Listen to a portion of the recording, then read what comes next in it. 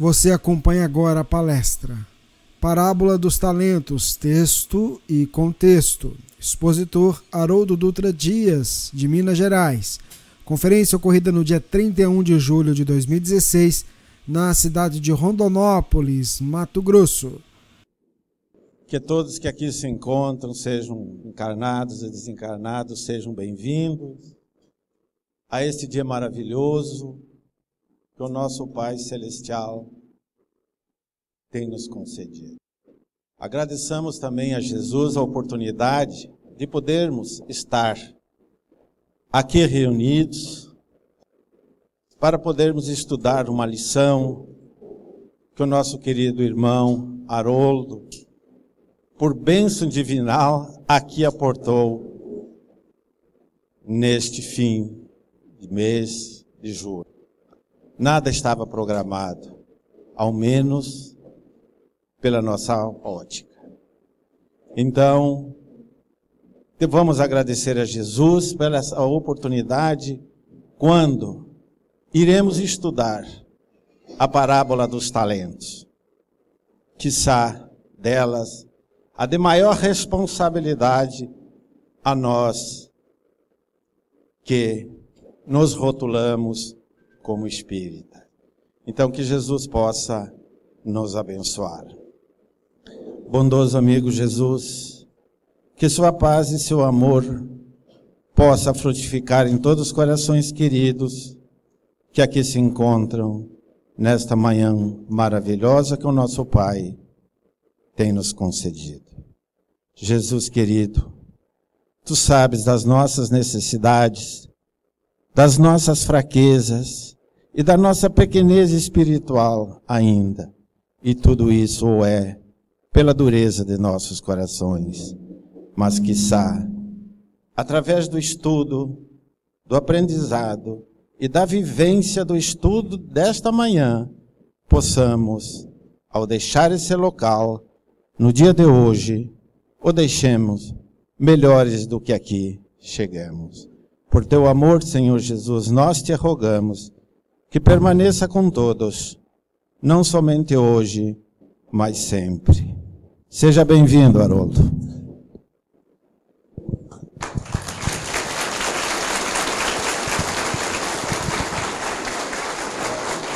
Vai com Deus, meu.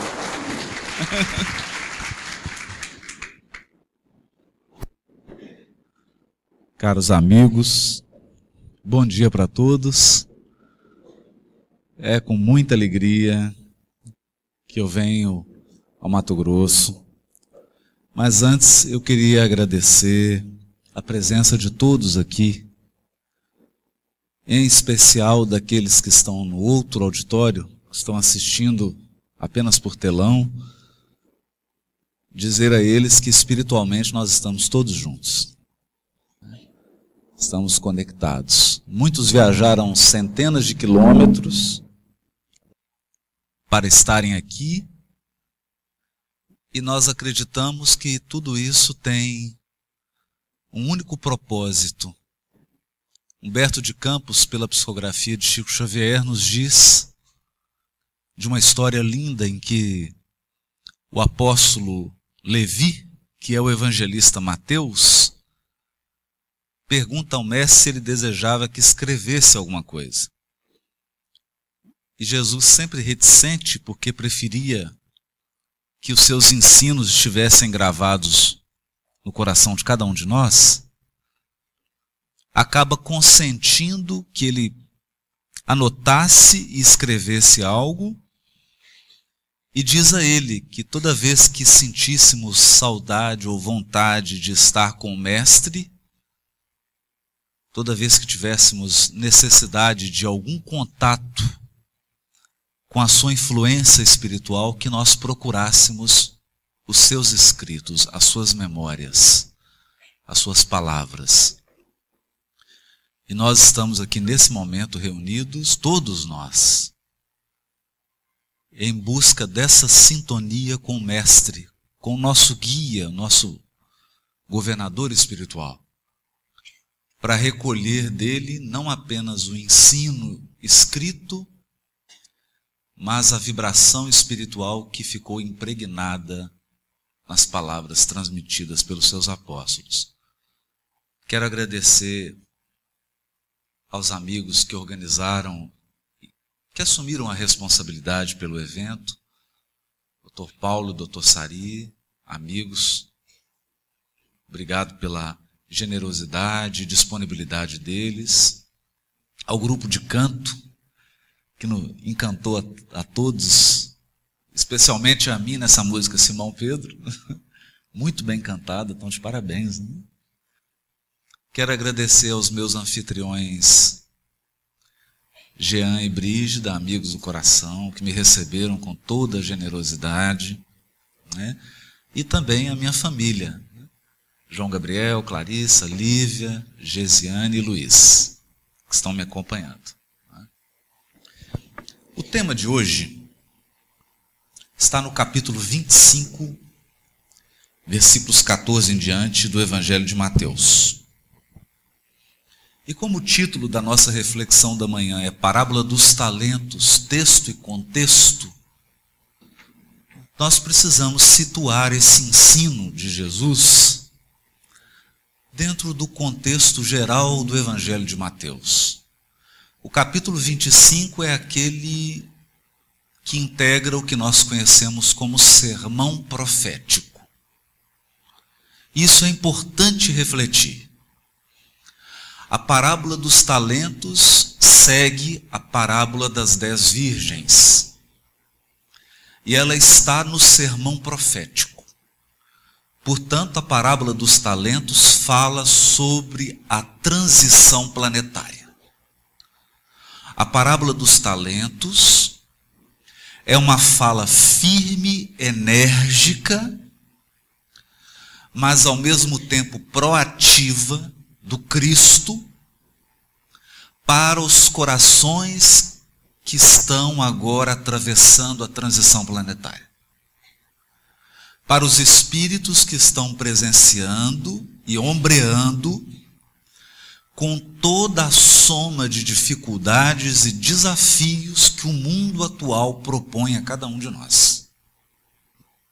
Portanto, nós consideramos a parábola dos talentos um presente do Cristo, não em ouro nem em prata, mas em valor espiritual, porque ela ao mesmo tempo que consola, ela também adverte.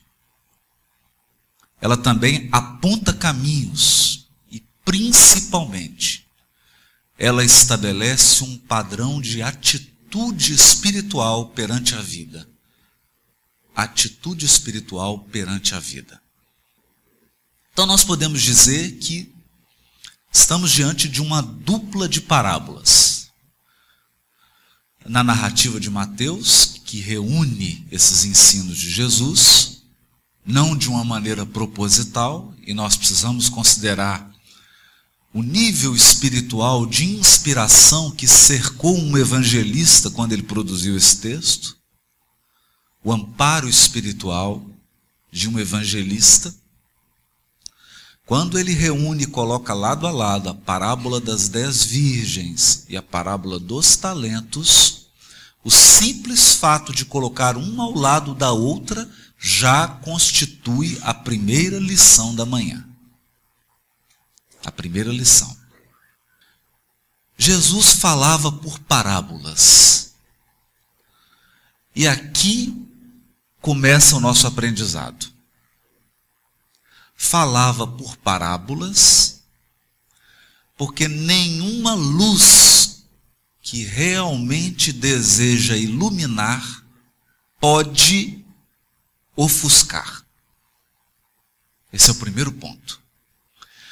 Toda vez que a verdade é manejada como um martelo, toda vez que a verdade é conduzida de modo a ferir ou a humilhar, ela perdeu o seu propósito.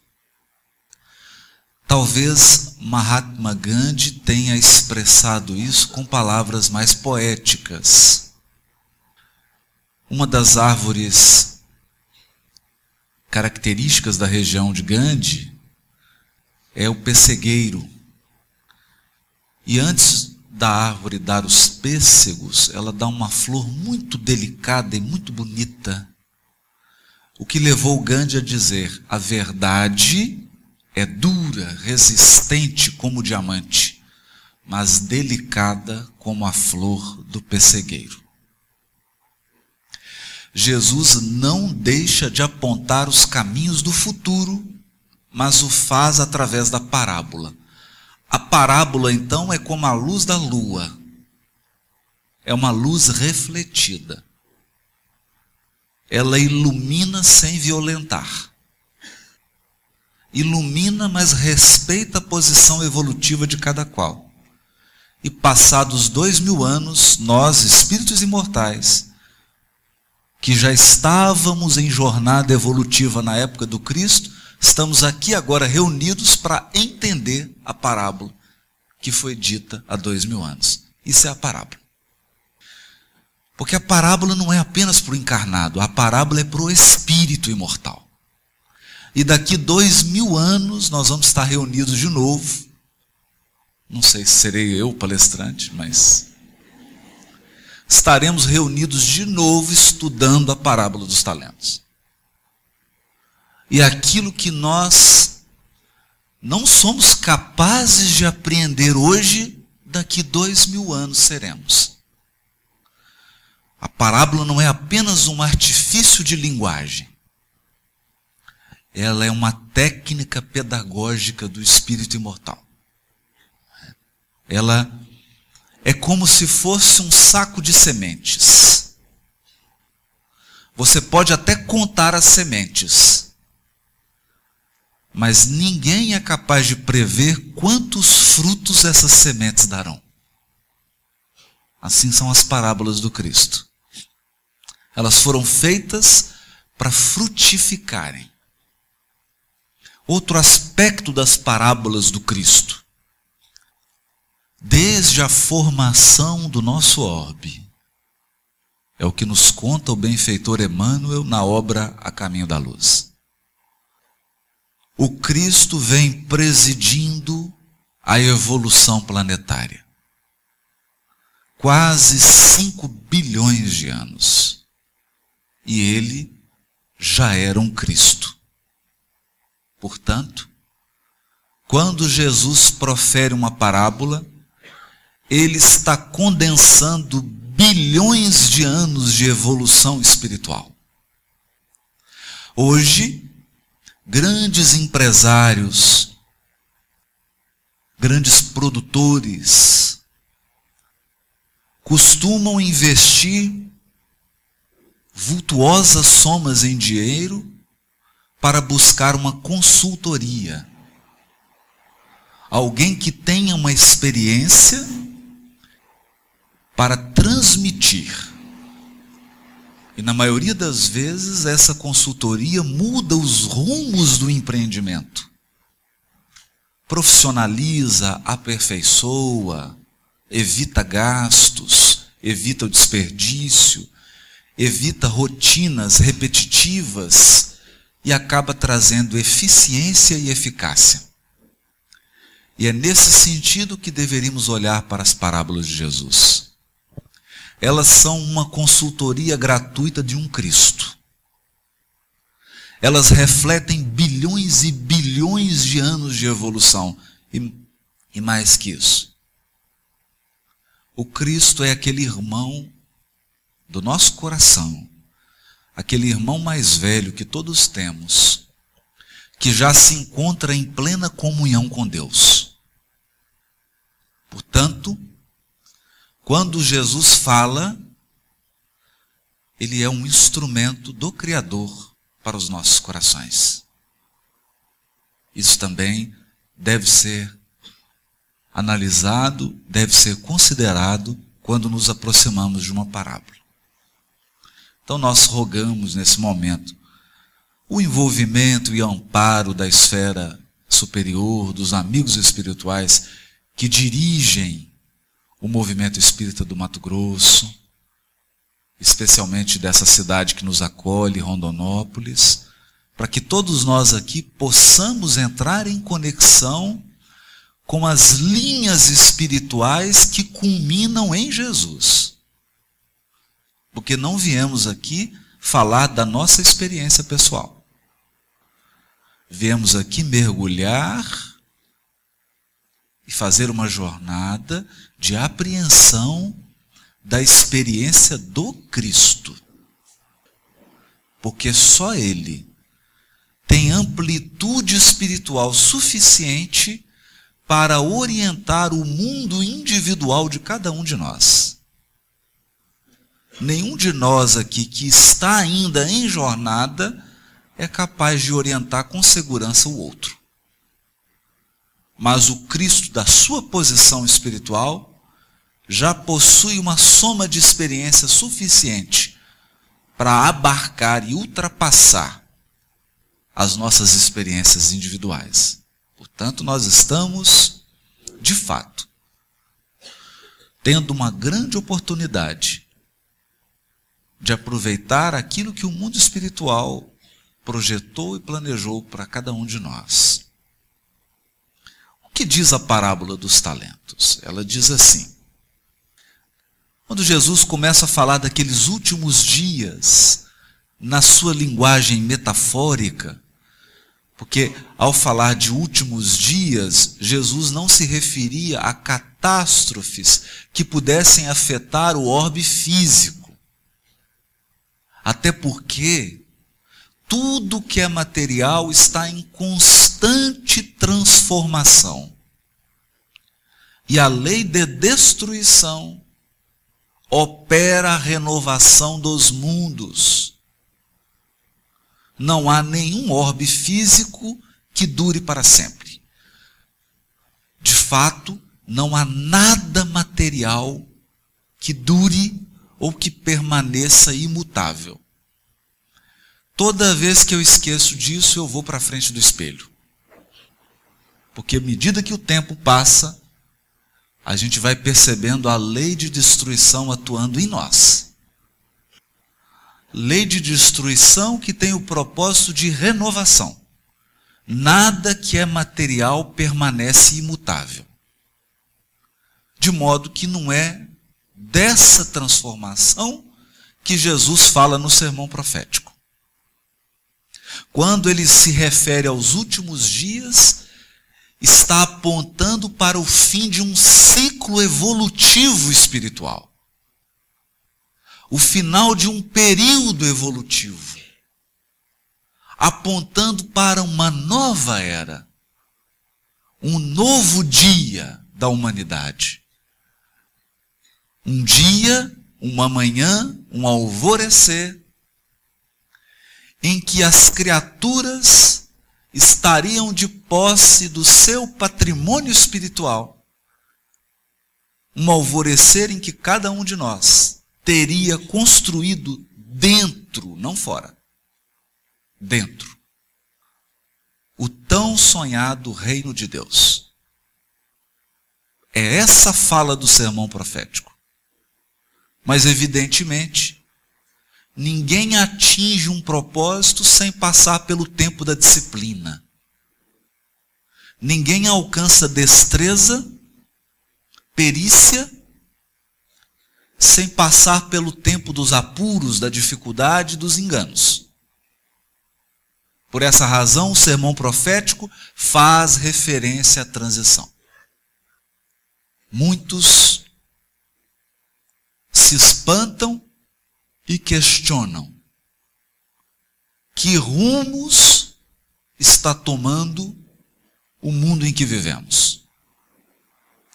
Como se os acontecimentos que nós estamos presenciando ocorressem à revelia do nosso governador espiritual. Tanto não é a sua revelia que ele já previu, ou contou o que previu, porque previu muito antes, contou para todos nós o que ocorreria. com 2000 anos de antecedência. É que o Cristo detém nas mãos o maior poder planetário. O maior poder. Ele tem a caneta do governador espiritual. Com essa caneta, ele assina autorizações. E a principal delas é: quem reencarna? Eu vou citar algumas autorizações que ele assinou aqui para ver se todos concordam comigo. Há alguns séculos atrás, ele assinou um documento dizendo assim: autorizo a encarnação do meu evangelista na Umbria, e ele vai se chamar Francisco de Assis. Mudou alguma coisa? Mudou quase nada, só o mundo. Há algum tempo atrás, ele disse assim: eu autorizo a encarnação de um discípulo, de um precursor querido, e ele se chamará Allan Kardec. Eu autorizo a reencarnação de alguém que dará um grande impulso ao movimento espírita, e ele se chamará Francisco Cândido Xavier. Veja que nós não estamos falando de multidões. Estamos falando de pessoas. E aqui poderíamos incluir uma Madre Teresa, uma Irmã Dulce, um Papa Francisco, por que não? Por que não? Um Dalai Lama, um Yogananda. Pessoas.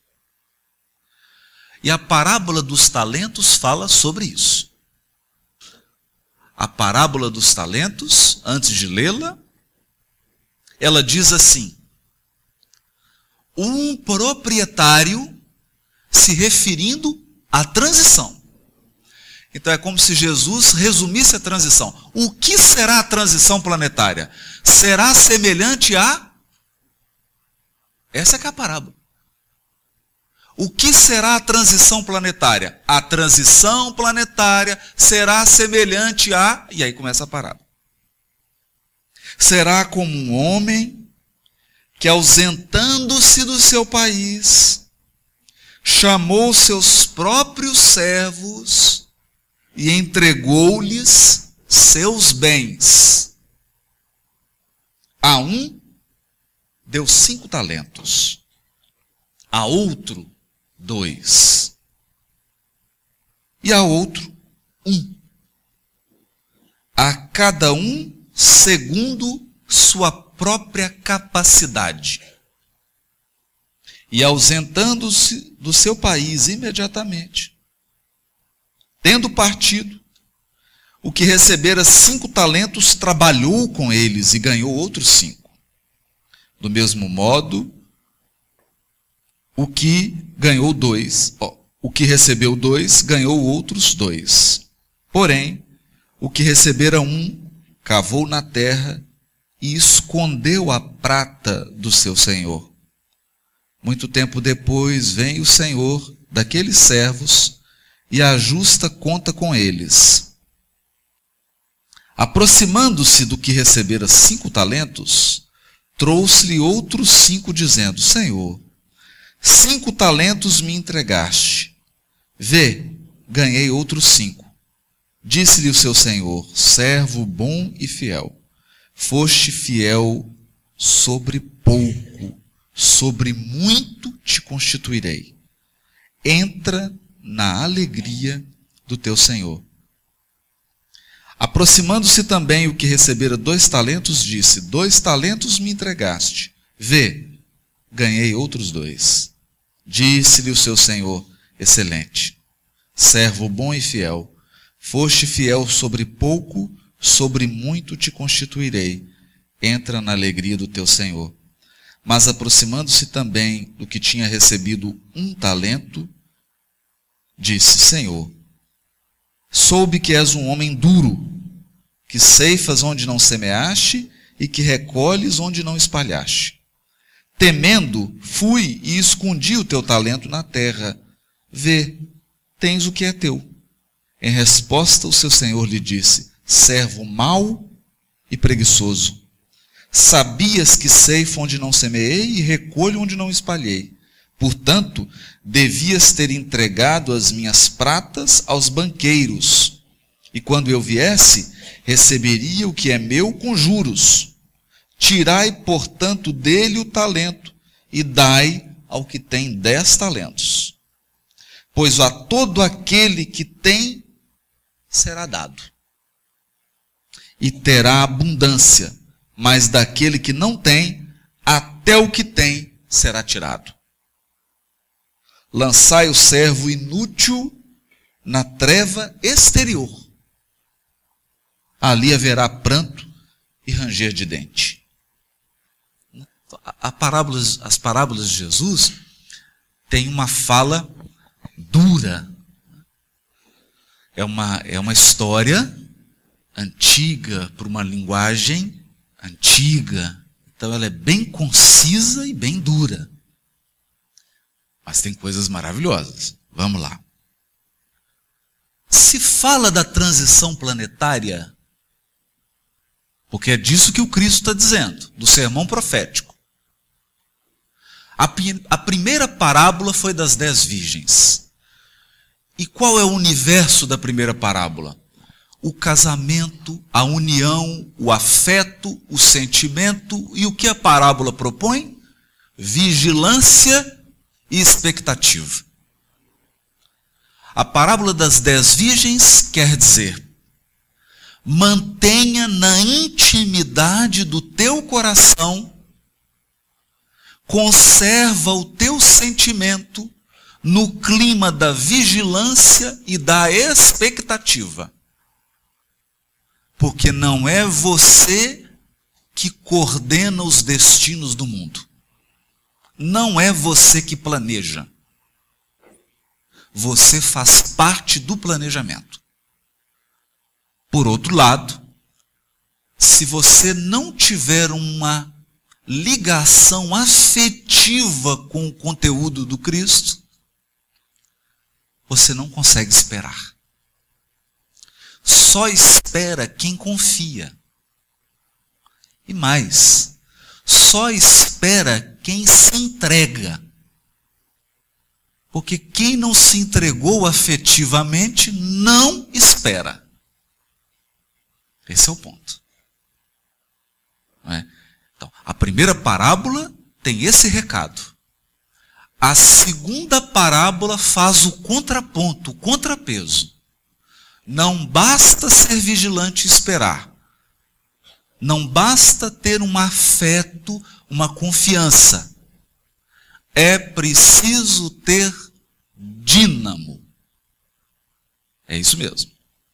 A parábola diz assim: os talentos foram entregues a cada um segundo o seu, e a palavra grega é dinamis. Daí vem a nossa palavra dinamismo. Cada um recebeu uma soma particular de talento segundo o seu dinamismo. Essa força interior realizadora. E aqui nós entendemos por que as duas parábolas foram colocadas uma ao lado da outra. Não basta você ser dinâmico, não basta realizar, ser um realizador, se você não constrói por dentro. Por quê? Porque você vai construir templos, vai trazer progresso, vai realizar tudo, mas não terá paz interior. Não terá piso espiritual. E nos momentos definidores da vida, o que conta é o que foi construído por dentro. É o seu grau de resiliência interna. Entende? Então nós temos casos que são lições da pessoa que fundou e construiu o hospital psiquiátrico, para, depois do hospital construído, ele se tornar um paciente internado. Não é que a sua ação exterior tenha perdido valor. Não. O que ele construiu tem seu valor e servirá de caridade a muitos corações. Mas a sua obra exterior não foi aproveitada por ele. Por ele. A parábola das 10 virgens quer dizer isso. Tenha um grau de paz interior. Construa uma estabilidade do seu sentimento, que inclui fé, confiança, esperança de que uma força opera por trás da tempestade. Uma força opera por trás da tempestade. Nenhum de nós verá um passarinho num consultório tomando remédio antidepressivo porque o ninho foi derrubado. Você vê um pássaro carregando galho por galho, dá dó. Ele faz 5.000 viagens e constrói um ninho. Vem a tempestade e leva tudo. Destroça a árvore, tudo. O que ele faz no dia seguinte? Toma Rivotril? Não. No dia seguinte ele está galinho por galinho construindo em outra árvore. Por quê? É disso que Emmanuel diz. Porque há uma força renovadora por trás da tempestade. Há um poder regenerador por trás da lei de destruição. Esse poder se chama providência divina. Providência divina. Se nós disputamos força com esse poder, você está nadando contra a correnteza. Só que aqui é correnteza forte. Então, disso diz a parábola. O que a parábola dos talentos nos diz agora é o seguinte: mas, se essa confiança, se essa atitude interior de adesão não for concretizada em gestos práticos, não seremos servos do que está por vir. Nós não administraremos com segurança o patrimônio que temporariamente nos foi confiado. Então, a parábola diz assim: aumente o seu dinamismo. Eleve o seu padrão de dinamismo. Essa é a lição da parábola. Mas não vamos confundir. Emmanuel diz no livro Pensamento e Vida: se trabalho fosse movimentação, só tinha trabalhador no umbral. Porque lá ninguém fica parado. Está todo mundo correndo de um lado para o outro. E geralmente desesperado. Então, movimento desesperado não é sinal de dinamismo. Por que não? Porque tem uma personagem no Evangelho que foi elogiada por Jesus pelo seu dinamismo. Maria, irmã de Marta. E o que ela fez? Ficou em silêncio ouvindo Jesus. Percebe? Muitas vezes você precisa de um alto grau de dinamismo para você conseguir ficar quieto. Um alto grau de dinamismo para você silenciar onde as suas palavras não vão ajudar. Então nós temos uma lição também de dinamismo do Cristo. Ele, o governador espiritual de um planeta, é colocado diante de um governador temporário de uma região. Imagine isso. Um governava a Judéia Ele governava o planeta. Pilatos não para de falar. Jesus fica em silêncio. Ele fala tanto que acaba lavando as mãos. Gastou todo o dinamismo falando. E o Cristo em silêncio. Então nós estamos falando aqui de um dinamismo que é força realizadora com Deus. É você saber a hora que Deus age e a hora que você age. A minha irmã Ila sempre ela tem um jeito bonitinho de dizer, ela diz assim: olha, meu filho, eu fiz a minha parte, agora vamos esperar Deus fazer a dele, né? Essa é a ideia aqui. A primeira ideia da parábola do Cristo é: na evolução espiritual não existe dinamismo de um só, porque ninguém opera sem Deus. Deus é o Senhor dos talentos. É Ele que entrega temporariamente e é Ele que vem tomar conta. Vem pedir contas. Manda o Ronaldo, contador, para poder fazer o livro, né? Prestar contas. Então, é um dinamismo parceria. Você não está incumbido de realizar toda a obra, mas uma parcela dela. Não toda, parte. Mas o que é o talento? Há um engano muito comum de nós confundirmos talento com uma moeda. Então um recebeu 5, outro recebeu 2, outro recebeu 3. Fica parecendo uma moedinha de 50. Né? Ou de R$1. Talento não é moeda. Talento é uma medida de peso.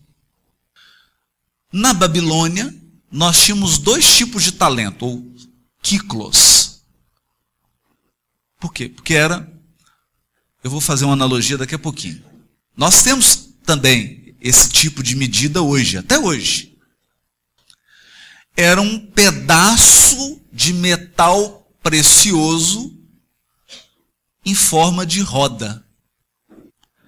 Então você tinha o pequeno talento, que pesava em torno de 30 quilos, e o grande talento, que pesava em torno de 60 quilos. Esse peso podia ser em prata, em ouro. Aqui o evangelista nos diz que é em prata. Na época de Jesus, sobretudo sob o domínio do Império Romano, era costumeiro, o costume comercial era do talento de 30 quilos. Então a parábola está dizendo de alguém que recebeu 30 quilos de prata, o outro recebeu 60 quilos de prata, porque é 2 vezes 30, e o outro recebeu 5 vezes 30, 150 quilos, não é? De prata. Não é uma moedinha. Não é uma moeda. É um patrimônio considerável. Por que um recebeu 30, o outro 60 e o outro 150? E a gente percebe aqui uma progressão exponencial, hein? Toda a parábola de Jesus tem lição nos mínimos detalhes. A evolução é exponencial. Um passo que você dá para frente, você aumenta 200 vezes a sua capacidade. 3 passos, você já é 10 vezes melhor. É exponencial. O que recebeu o maior peso, e a ideia aqui é essa, porque talento é peso, o que recebeu a carga mais pesada foi aquele que, usando do seu dinamismo, multiplicou, produziu. E quando as contas foram tomadas, ele entregou, recebeu 5, entregou 10. E o bonito da parábola é que o Senhor não diz assim: ora, você multiplicou agora por 2, então eu vou te dar 15, não é? Não. Agora você será sócio. Entra na alegria do teu Senhor. O que significa isso? Vem ser dono comigo, que é a comunhão espiritual com Deus. Você deixa de ser servo para ser filho. Para ser filho. Para dividir com o Pai as responsabilidades e as alegrias da propriedade divina. O que recebeu 2, 60 quilos de prata, transformou em 120. E o que recebeu 1? Quer dizer, o que recebeu o menor peso. Não era o maior peso. Esse enterrou. Enterrou. Cavou. Qual que é a parte bonita da parábola? É que quando o Senhor toma conta, vem na prestação de contas, ele fala assim: o que você fez do talento que eu te entreguei? Eu cavei, você me deu 1, eu estou te devolvendo 1. Não está justo? É aqui que tem o grande paradoxo dessa parábola. O senhor me deu quanto?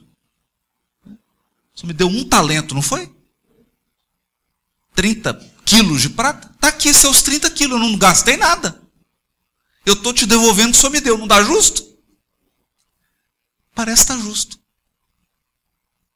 É por isso que Jesus diz no Sermão do Monte: se a vossa justiça não exceder a dos escribas e fariseus, de modo nenhum entrareis no reino dos céus. Porque justiça divina não é lei de talião.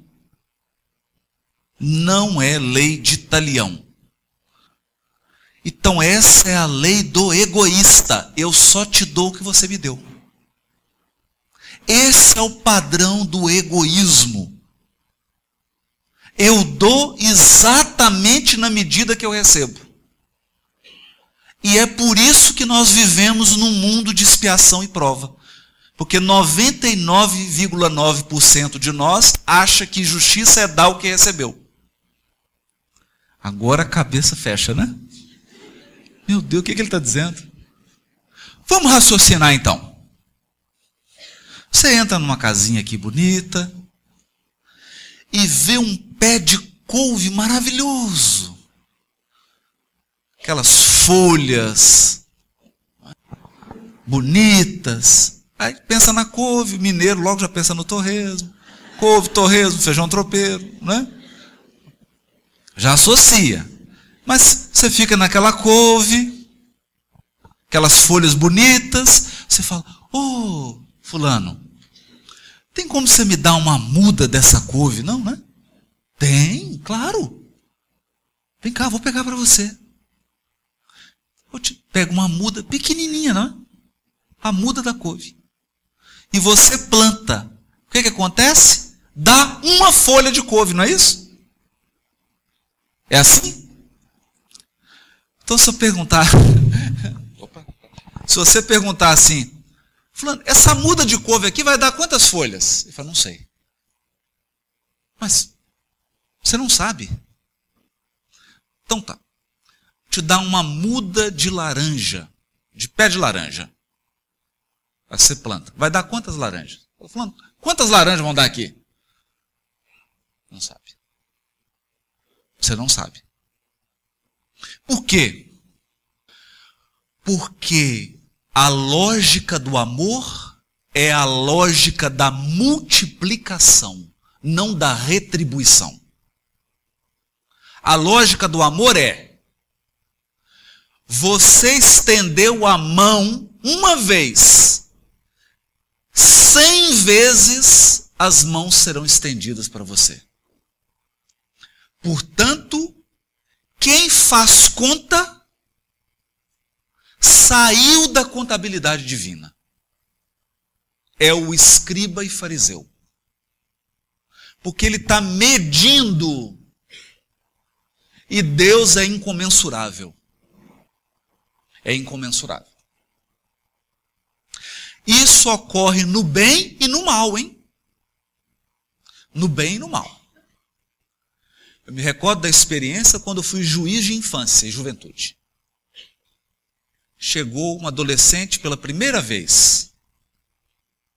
Tinha começado a usar maconha. Ele sentou, não queria ouvir. E eu contei essa história aqui que estou contando agora. Uma semente dá centenas, milhares de frutos. Você está começando num cigarro, vai terminar com a sua vida destruída. Eu falo, não, é só um cigarro. Da segunda vez que ele veio para ser aplicada a medida de internação, ele já estava na cocaína. Da terceira vez, ele já estava no crack. Na quarta vez, eu recebi a mãe, que ele foi assassinado, cortaram a cabeça dele. No mal também ocorre isso. Então começa assim. É só R$100. É só R$1 milhão. É só 100 milhões. Por isso Jesus conclui a parábola. Aquele que foi fiel no pouco, será no muito. Porque a lógica do amor de Deus é a lógica da multiplicação. É a lógica da abundância. A lógica da abundância. André Luiz atendeu uma pessoa durante toda a encarnação. Só uma ele atendeu de graça. E contrariado, né? Marcaram a consulta, ele atendeu de cara fechada. Não é? Mas a prece de alguém em seu favor vale uma semente de um pé de laranja. O que pode gerar? Nenhum de nós aqui é capaz de prever. Nenhum de nós. Eu não sei dizer qual o valor de uma prece. Porque eu não sei quem está orando. Eu não sei o que está em jogo. Não sei. Recentemente eu tive a visita de um grande amigo, Manuel Alves, um espírita. É o último de uma turma que encarnou em Belo Horizonte. Né? Todos já se foram, ficou só ele. Manuel Alves. Aí ele contou que certa vez estava na atividade com o Chico, e na época que o Valdo ainda trabalhava com o Chico, estava o Chico e o Valdo, né? E caiu a passagem do Evangelho, bem-aventurados os misericordiosos. E chegou a hora do Valdo comentar, e o Valdo fez um comentário lindo. O Valdo disse assim: eu tenho visto pessoas chegarem doentes no meu consultório, morrerem doentes, reencarnarem doentes. Vive doente, desencarna doente, reencarna doente. E tenho visto outras serem curadas quando ouvem um Deus te pague. Vai com Deus. Porque a pessoa diz assim, Deus te pague. Aí sai aquela energia, chega lá no seu perispírito e aquela energia vai exatamente no local que você está com um problema físico e te cura. É uma doença que você ia desenvolver e que nem ficou sabendo que estava doente e nem ficou sabendo que foi curado. Todo mundo ficou impressionado com aquilo. Depois que o Chico psicografou, aí o Chico complementou, contou alguns casos, ilustrando o que o Valdo tinha dito. Então, o problema do servo inútil, nossa palavra, o que é o servo inútil? É aquele que não tem utilidade. Se você colocar ele ou tirar ele, não faz falta. Por quê? Porque ele só faz a obrigação dele. E o que Emmanuel define? O amor começa onde o dever termina. Depois que você cumpriu todo o seu dever, aí começa o amor. Então, é outra lógica. É outra lógica. Então a pessoa recebe para fazer o café. Mas ela faz o café, ela arruma a mesa, ela põe a xícara, ela coloca um dinamismo, coloca uma parcela de alma. Né? Bonito que nas partituras às vezes vem escrito assim, com ânima, né? Para você tocar com alma. Entendem? Porque o concertista, o instrumentista de uma orquestra sinfônica, ele esbanja técnica e capacidade. Então ele pode tocar aquela peça ali 100 vezes, ele não erra nunca. Tamanha competência dele. Mas aí ó, a pessoa coloca assim, toca, mas com alma. Entende? Do ponto de vista técnico ele executou, mas a alma é o que você colocou. É disso que a parábola está dizendo. Multiplicar o talento é você agregar nos seus deveres reencarnatórios o seu dinamismo, o seu colorido, o seu sabor espiritual. Né? Porque senão, eu me lembro aqui do amigo Rossanto, nós estivemos em Campina Grande e paramos na estrada e era perto de um cemitério. E estava escrito assim na lápide, sem mentira, essa é verdade mesmo, não é brincadeira. Estava escrito assim na lápide, fulano de tal, não vou falar o nome, né? Marido, pai e filho. Saudades e mágoas.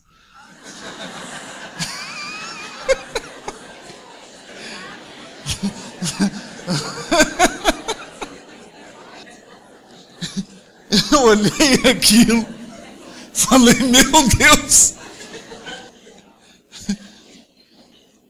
que nunca tinha visto uma lápide dessa. Ele foi pai, foi, cumpriu os deveres de pai, cumpriu. Tem alguém chorando? Mais ou menos. Entende? Cumpriu os deveres de pai. Cumpriu os deveres de marido? Cumpriu. Profissional, cumpriu o dever? Cumpriu, tudo certinho, fez tudo. Tem alguém com saudade aqui? Não, muita não. Esse é o que enterrou o talento. E geralmente é o que recebeu menos.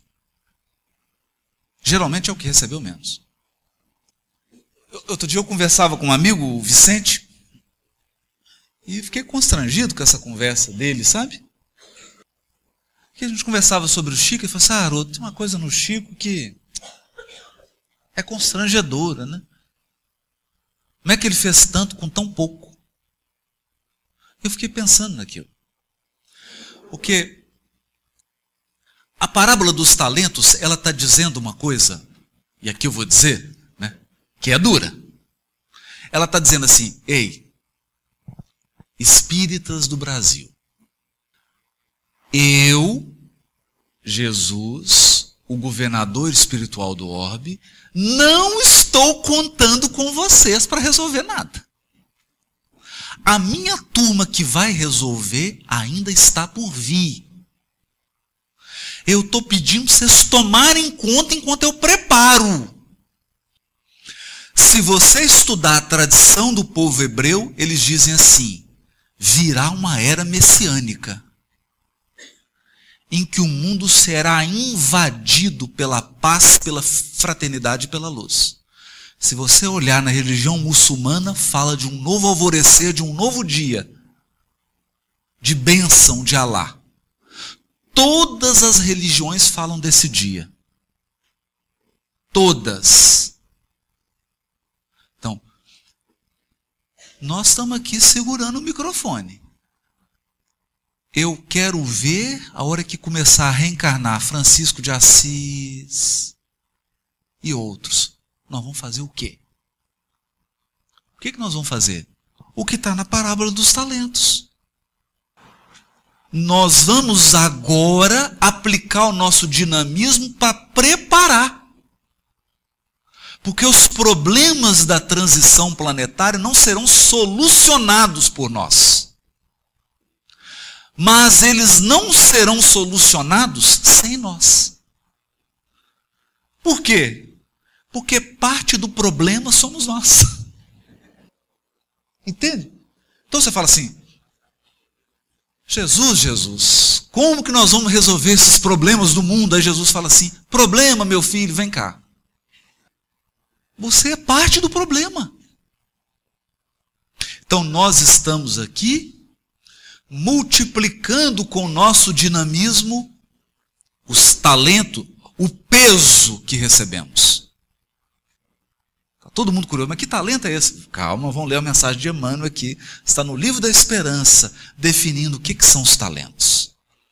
Nós vamos chegar lá. Você multiplica, dá dinamismo, agrega, coloca o que recebeu no fluxo da abundância do amor. Eu recebo um sorriso e dou 100. Essa é a justiça divina. A justiça divina é assim.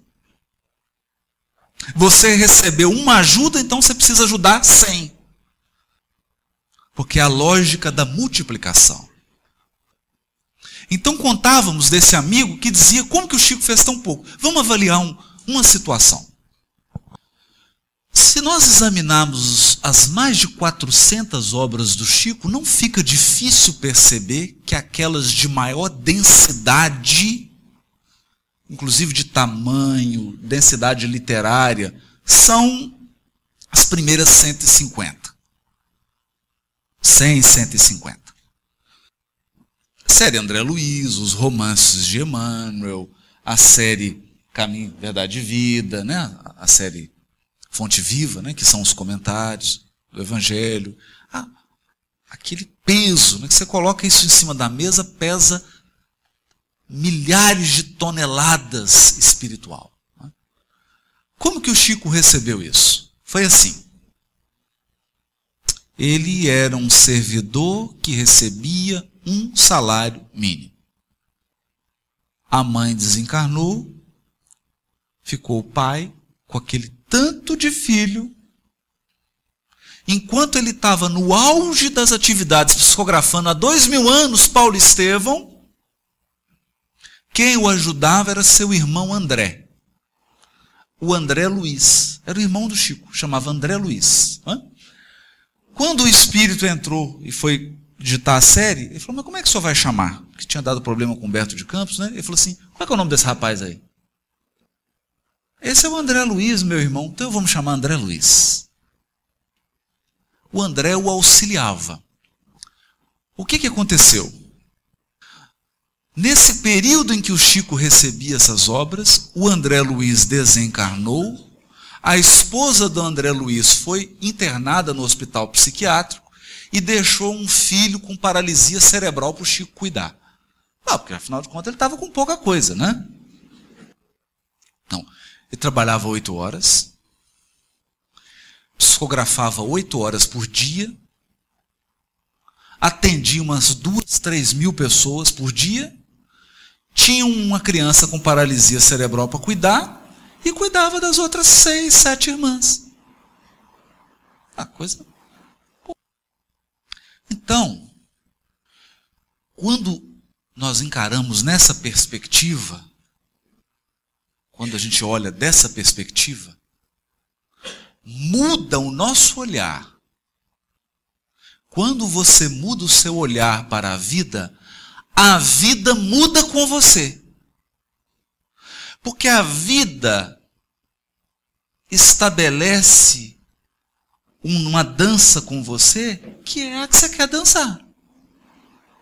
Então, se você pega aqui e quer dançar valsa, a vida dança uma valsa com você. Se você quer dançar um funk, você dá o olhar para a vida e ela responde à sua postura diante dela. É assim. É disso que a parábola está dizendo.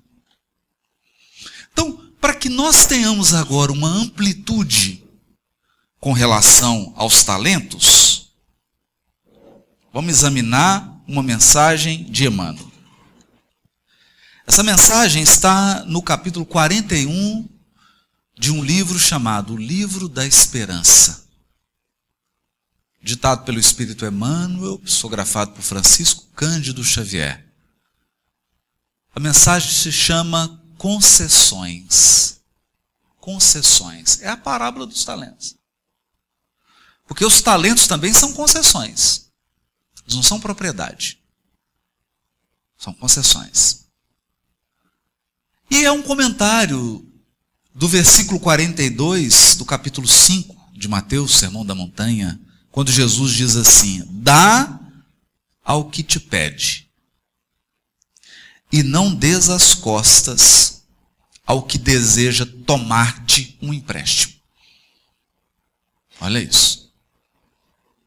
Não está falando de dinheiro aqui, hein? Concessões.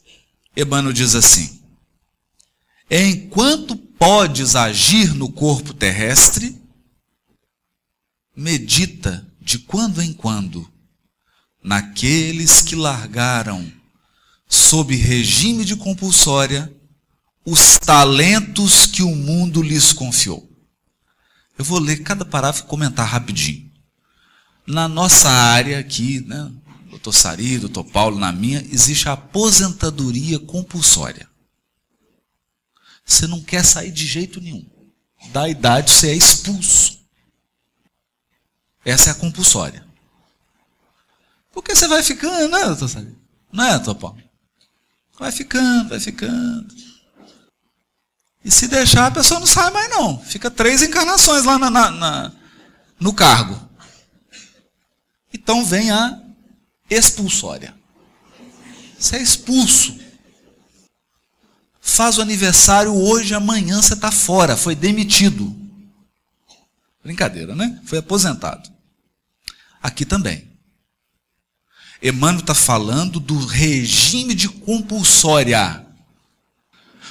Quando a criatura encarnada é retirada. Saiu. Saiu, leva os talentos? Não. Não leva. Para isso, não é necessário recorrer ao arquivo dos milênios e nem consultar a pompa dos museus.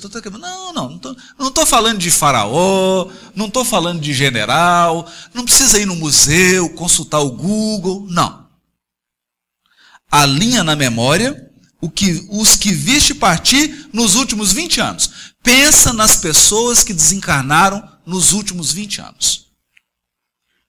Pensa aí, faz um histórico. E aí ele começa. Líderes do povo que detinham o poder de influenciar a multidão abandonaram o leme das ideias que governavam, impelidos de chofre a varar a névoa do túmulo. Não é? Tem vários aí que foram embora. Eu vou citar um exemplo positivo. Nelson Mandela nos deixou ano passado. Um homem que levantava a voz frágil e a África ficava em silêncio para ouvir. Qual que é o peso? Qual o talento que ele recebeu? Magnatas da fortuna que retinham valiosas delegações de competência. Olha isso. Delegações de competência para resolver as necessidades do próximo. Viram-se, de momento para o outro, privados das propriedades que ajuntaram, coagidos a entregá-las ao arbítrio dos descendentes. Qual que é o maior problema do processo de inventário? É o de cujos, desencarnado do outro lado. Porque ele quer falar no processo de qualquer jeito. Ele quer falar no processo. Há um tempo atrás eu recebi uma frase assim interessante, né? Era uma foto de um jipe e vinha escrito assim: meu maior medo é morrer e minha mulher vender o meu jipe pelo preço que eu falei que custou para ela.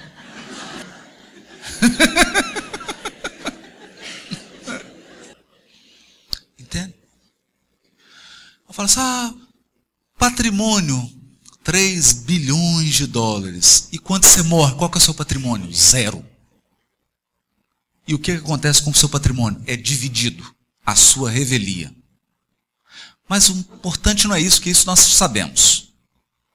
O importante é que o Emmanuel está dizendo, a fortuna representa delegação de competência.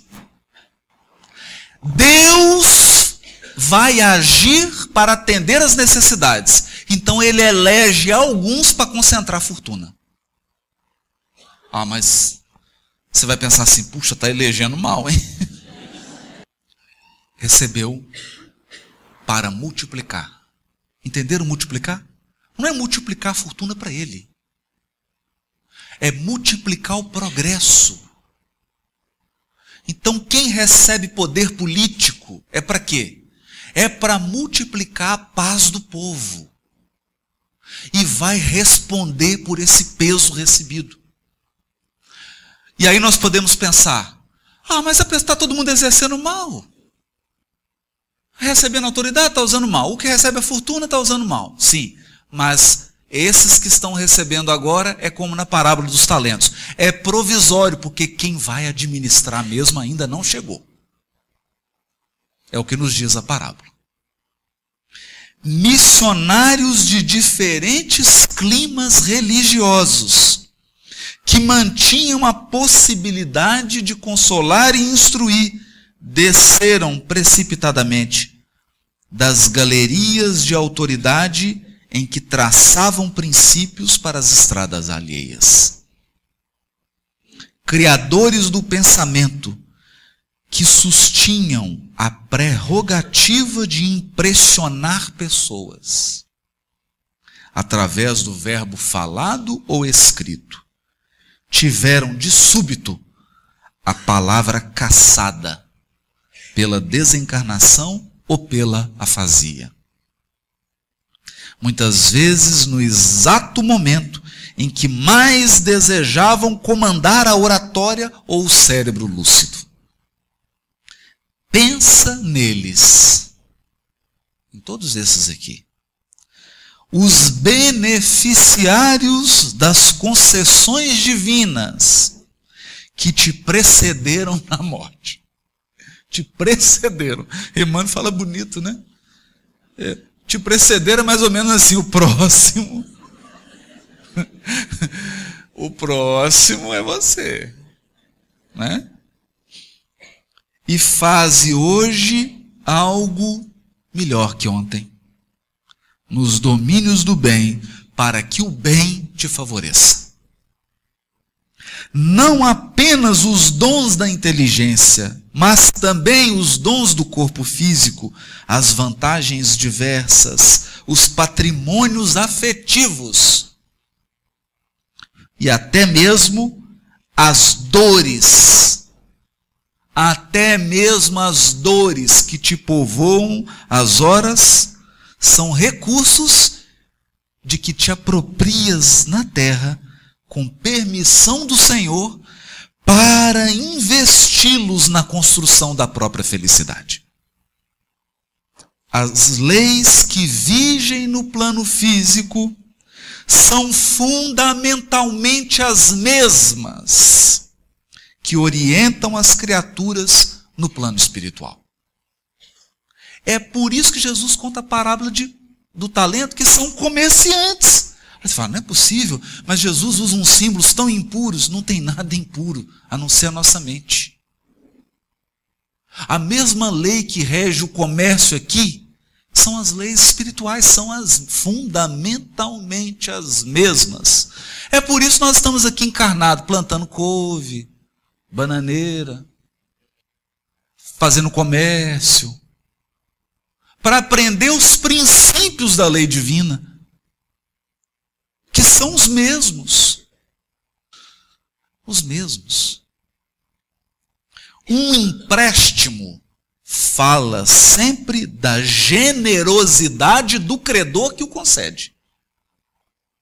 Porque empréstimo é generosidade. Você chega assim, fulano, tem jeito de você me emprestar aí um dinheiro? O que ele pode dizer? Não,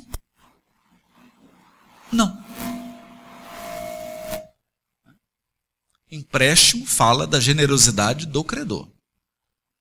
Mas revela igualmente, na contabilidade da vida, o bem ou o mal que se faz com ele. O bem ou o mal que se faz com ele. O que a passagem quer nos dizer é que você fala, eu estou aqui falando com toda fluidez, mas isso é uma concessão. Porque basta uma gripe aí você fica sem falar. Você está se gabando que você é uma pessoa dinâmica, que não para, aí tem um probleminha simples, um nervo ciático, você está de cama. Então, a grande lição do livro Nosso Lar, a meu ver, é quando o André Luiz chega no mundo espiritual e ele acha que ainda detém os talentos, mas já foram tirados. Só que ele vai descobrindo aos poucos. Vai descobrindo aos poucos. Então ele chega lá, vai pedir para a Clarence para trabalhar, não é? Agora me deu vontade de trabalhar. Tem 8 anos que eu estou no umbral, já estou parado tem muito tempo, quero trabalhar agora. Mas quer trabalhar de quê? De médico, né? Ele vai lá. E aí, muito sabiamente, o Clarence coloca ele com a senhora. Então ele chega para pedir um consultório, né? Então, eu fico imaginando a gente chegar lá e falar, qual que é a minha vara aqui? Qual que é a minha competência agora? Né? Agora, não, já atuei muito de família, agora quero uma vara civil aqui. Não é? Então ele chega lá achando que vai... É o doutor André Luiz. Não, doutor, que bom que o senhor chegou, né? Está aqui. Então ele senta para fazer o pedido, mas antes o Clarence atende uma senhora. E aí a senhora começa a dizer, olha, eu estou... O lugar que o senhor me colocou, um lugar difícil, as pessoas são muito difíceis, difícil conviver com elas, o trabalho não é bom. Eu falo, minha filha, mas você chegou aqui e nós colocamos num lugar. Aí você disse que as pessoas eram muito difíceis. O serviço era complicado, nós te mudamos para outro. Aí você disse que as pessoas são muito difíceis. O trabalho era muito complicado. Aí nós te mudamos para outro. Agora você está me dizendo que as pessoas são muito difíceis. As pessoas são muito difíceis. Eu tenho, então, aqui uma sugestão, determinação para você. Você vai agora para uma instância de repouso ficar sozinha. E ela toma um susto. Por quê? Porque ela tinha que descobrir quem era difícil. Porque ela vai voltar da instância de repouso e fala assim, eu queria pedir para o senhor me colocar em qualquer lugar, porque tem uma pessoa muito difícil lá naquele lugar, que sou eu. Entendem? Ela tinha que descobrir que a pessoa difícil era ela. E para isso ela precisava ficar sozinha com ela mesma, em repouso. Quando o André Luiz ouviu isso, falou assim, pois não, meu irmão, agora você... ele já colou no... Eu vim aqui, na verdade, pedi um trabalho, mas qualquer trabalho. Viu? Onde o senhor me mandar, qualquer lugar, eu estou aqui disponível. Né? E o Clarence falou assim, nós estamos precisando de alguém nas tarefas de limpeza do ambulatório. Aí aposto que você está pensando aí, puxa vida, mas esses benfeitores, é só gente marvada. Não. Você acredita que não é?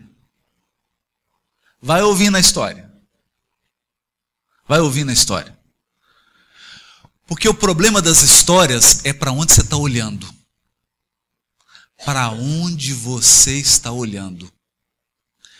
Então André Luiz, médico, primeiro dia de trabalho, limpando o chão do ambulatório, arrumando leito de enfermos. Mas quem disse que essa é a tarefa que Clarence deu para ele? Isso é o que você está olhando.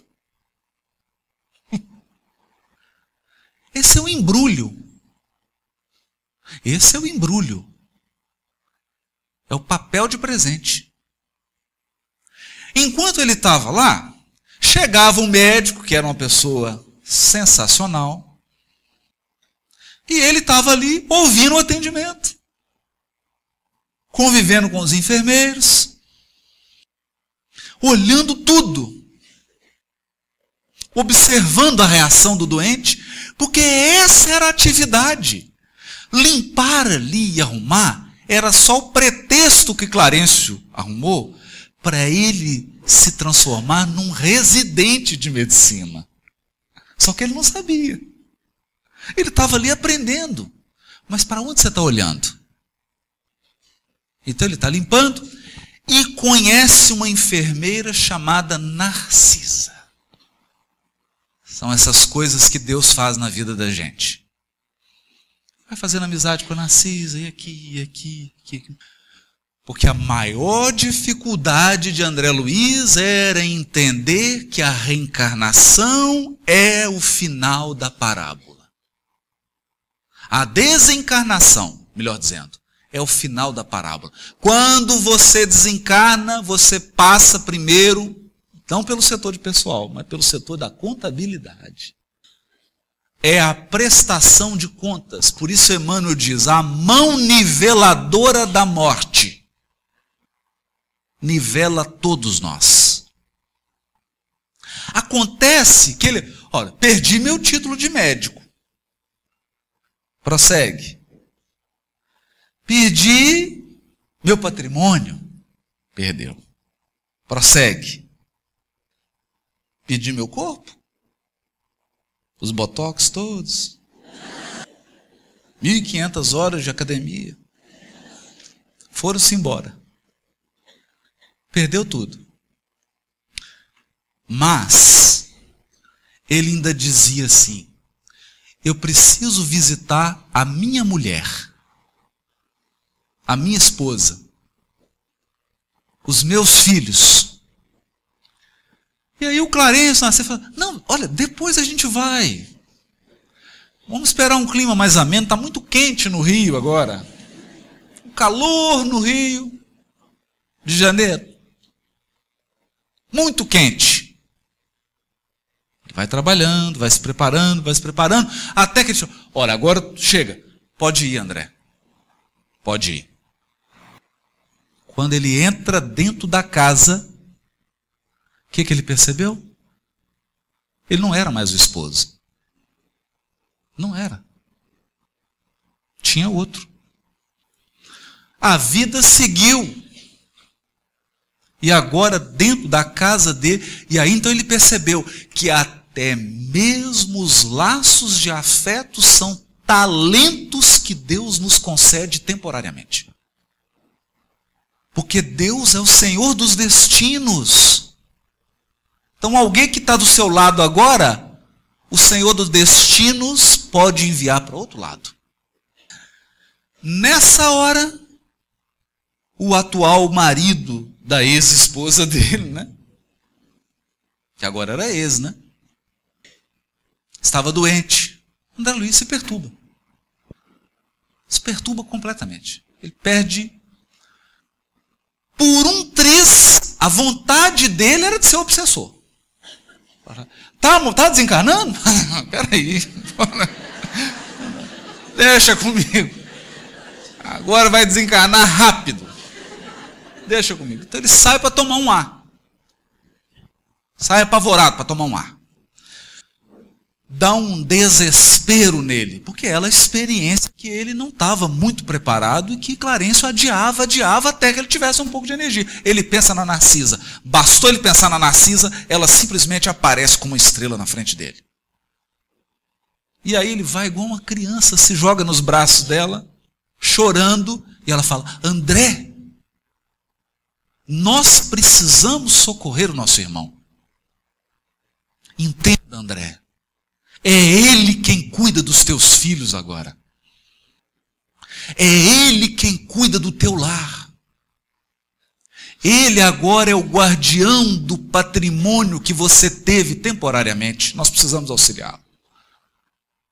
Ela entra para dentro das matas lá, conversa com uma turma. das matas lá. Não é? Vem com uma porção de essência da mata e velam aos pés, né, do suposto adversário de André Luiz. Ela, Narcisa. Então, na visão dele, ele queria trabalhar para poder ter um mérito para voltar para casa. E foi para limpar o chão. Mas é limpando o chão que ele conheceu a enfermeira que seria a peça vital na solução do que ele mais desejava. E por aqui nós encerramos. Para dizer algo que eu tenho refletido e refleti mais ainda agora ao preparar a parábola dos talentos. Não é você, nem sou eu quem está no controle. Você administra uma parcela reduzida de talento. 20 quilos, 30, 60, 100, 120, não importa. A hora que vão te entregar e a hora que vão te tirar, você não sabe. As macro decisões você nem desconfia.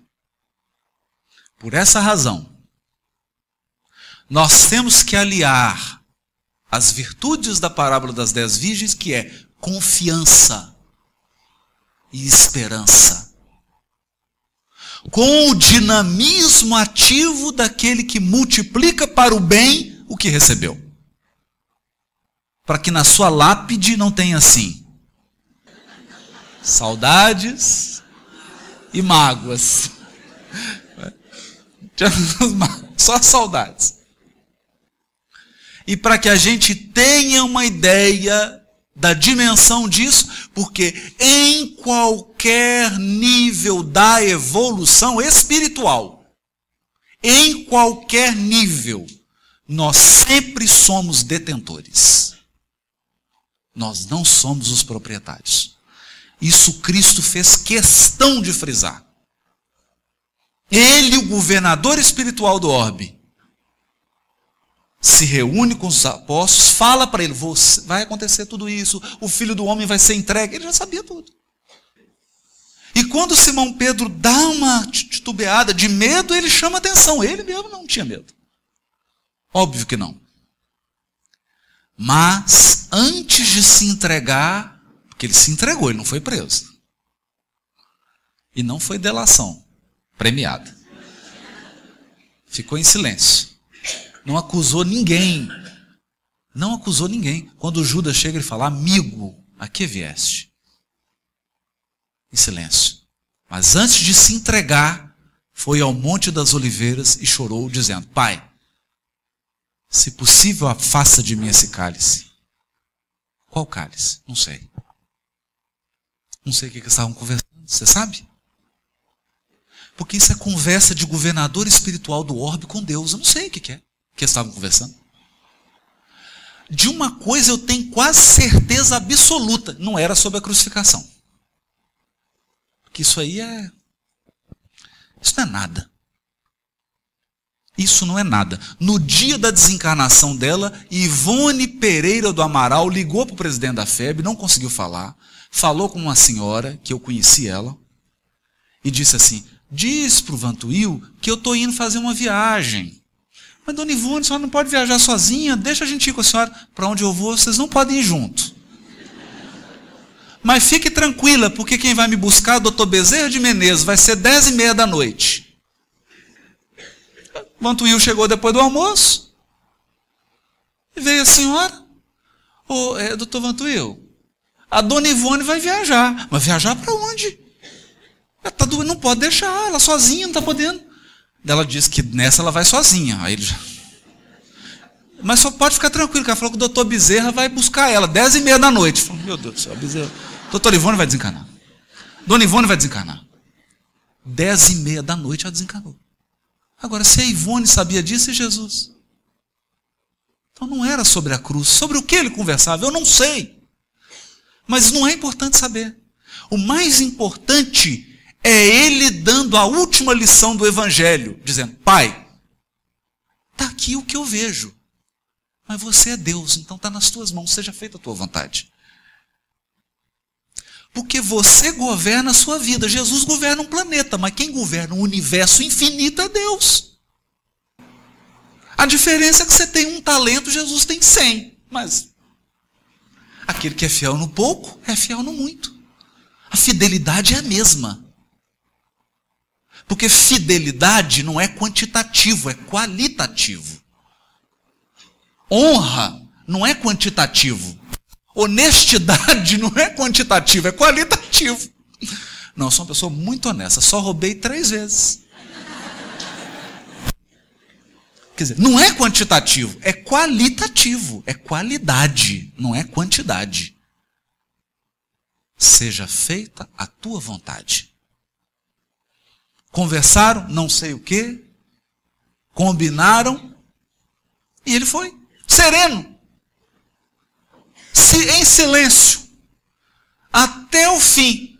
Eis que tudo está consumado, Pai. Em tuas mãos entrego a minha alma.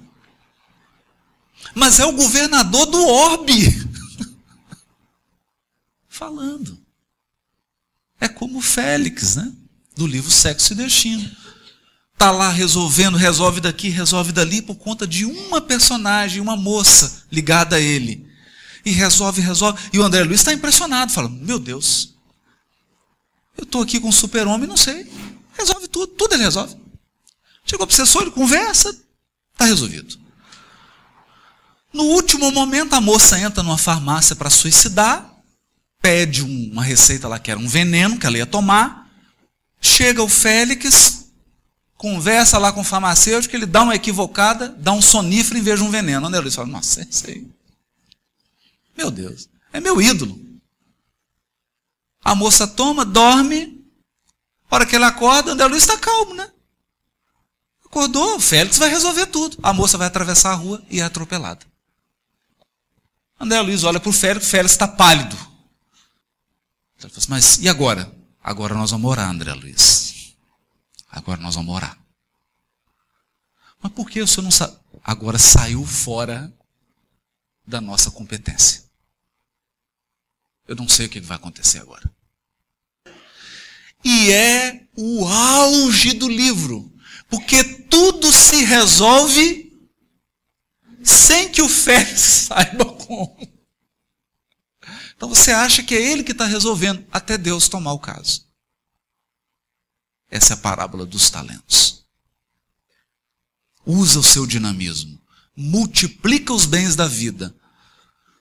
Vamos vencer o egoísmo de achar que eu tenho que dar o que eu recebi. Eu tenho que dar 100 vezes o que eu recebi. Porque você não é uma coisa, você é uma árvore.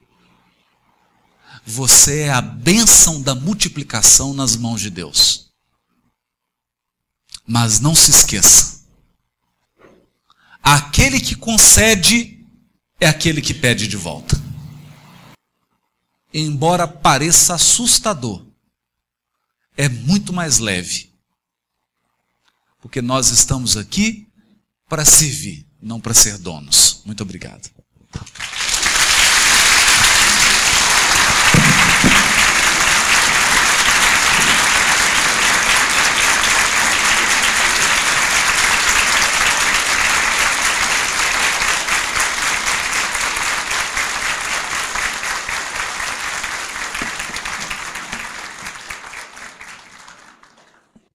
Você acompanhou a palestra Parábola dos Talentos, texto e contexto. Expositor Haroldo Dutra Dias, de Minas Gerais. Conferência ocorrida no dia 31 de julho de 2016, na cidade de Rondonópolis, Mato Grosso.